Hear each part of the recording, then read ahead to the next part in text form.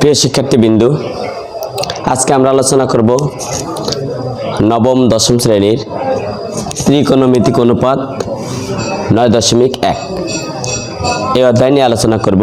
এখান থেকে যারা প্রশ্ন সলভ করতে পারো না, যারা বোঝো না, তাদেরকে এই চ্যাপ্টার প্রত্যেকটা অঙ্ক আমি বুঝিয়ে দেব। এই চ্যাপ্টার ভালোভাবে বুঝলে এখান থেকে ত্রিকোণমিতি থেকে প্রশ্ন আসবে। সেক্ষেত্রে তোমরা এই চ্যাপ্টারটা যদি ভালোভাবে বুঝতে পারো তাহলে তোমরা অ্যান্সার করতে পারবে। তাহলে এখানে দেখো, আমি কিছু সূত্র লিখেছি যেগুলো না জানলেই নয়। Sine theta equal 1/cos theta cosec theta, sine theta equal 1/কোসেক থিটা, আবার কোসেক থিটা ইকুয়াল 1/সাইন থিটা, আবার কস থিটা ইকুয়াল 1/সেক থিটা, সেক থিটা ইকুয়াল 1/কস থিটা, ট্যান থিটা ইকুয়াল 1/কট থিটা, ট্যান থিটারই আরেকটা সূত্র রয়েছে সাইন থিটা / কস থিটা, আবার কট থিটা ইকুয়াল 1/ট্যান থিটা, আবার ট্যান থিটার একটা কট থিটার আরেকটা সূত্র আছে, সেটা হচ্ছে কস থিটা / সাইন থিটা। আরেকটা রয়েছে sine square theta plus cos square theta equal 1। আচ্ছা, sec square theta equal 1 plus tan square theta, cosec square theta equal 1 plus cot square theta. আরও কিছু জিনিস জানতে হবে, সেগুলো হলো এই চ্যাপ্টারে আরও একটা জিনিস জানতে হবে, সেটা হচ্ছে যেমন হচ্ছে এই সমকোণী ত্রিভুজ ABC, এই সমকোণী ত্রিভুজের লম্ব, ভূমি এবং অতিভুজ এটা জানতে হবে। কোনটা লম্ব, কোনটা ভূমি, কোনটা অতিভুজ।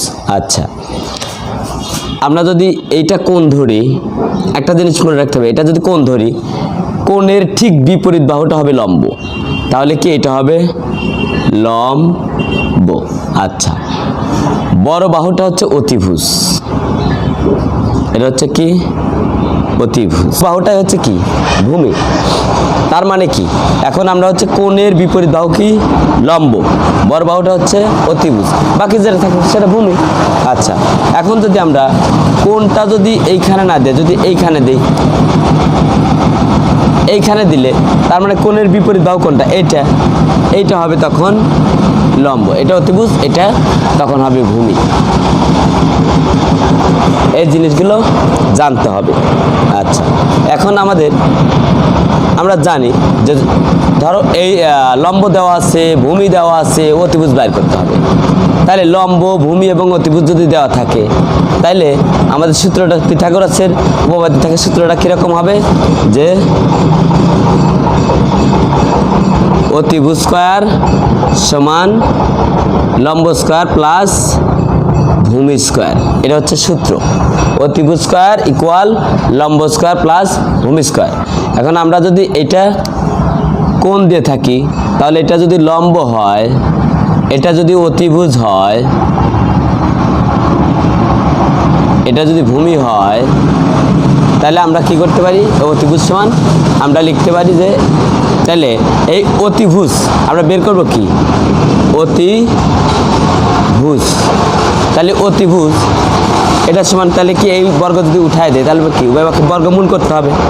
তার মানে আমাদের হবে হচ্ছে লম্ব স্কয়ার প্লাস এই হচ্ছে ভূমি স্কয়ার।